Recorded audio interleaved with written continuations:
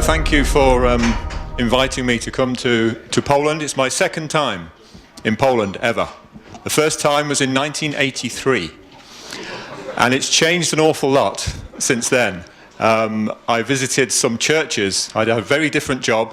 I was 23 years old, so you can work that one out.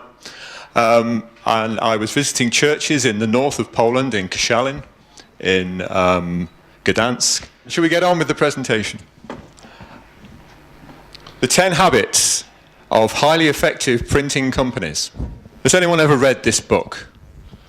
Czy ktoś czytał tę książkę? Anyone recognize this book? Yeah, you've heard of it before? This is how my presentation is based. We're talking about what habits people get into when they have the right technology, in this case. You have a fight between digital and litho. Let's have a show of hands. How many people have a digital press in their business? Ooh, a few, not very many, not very many. Sometimes it's a difficult choice between litho or digital when you first look at a job. That's it. They widen the range of the products that they offer. How can they do this? Let me tell you about our customer. Bardzo często można rozszerzyć zakres ofertowy drukarni o produkty, których wcześniej nie można było wyprodukować. Our customer in France who prints calendars, his catalog is 3 times the size of his competitor. Where is your office? Where is your printing works? Draw a circle from the center of where you sell. Zakres zasięgu drukarni. One at 50 kilometers, one at 100 kilometers. Jeden okrąg jest 50 kilometrów, drugi 100. And count the number of printers in that area. I teraz policzmy ilość drukarni w tych. And then see what makes you different to those people. Sprawdźmy, jaka jest różnica. If you have the same thing as them, what makes you different? Is it just you're a nice person? Or you care more, or you're faster? Jeżeli mamy to samo, to tak naprawdę nie mamy różnicy. Nie różnimy się od tych wszystkich innych drukarni. Or can you offer something totally different? Albo możemy zaproponować zupełnie coś innego. So when you come to make a choice about your next move, think to yourself, how can I be unique? How can I be different? Teraz jest pytanie, czy chcemy być unikalni, inni, oferować inne rozwiązania niż drukarnie blisko nas. So the difference between somebody with a HUV press, for example, and a jet press.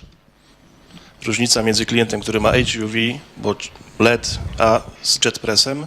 I don't need to teach you what's different about digital, do I? Nie muszę tłumaczyć, co to znaczy druk cyfrowy. But what's not different is the quality. Quality will be the same or better. The color gamut of the jet press is so much wider than a standard ISO color gamut. Gamet jest dużo szerszy przy jet pressie niż przy standardowym druku. Especially on uncoated stocks.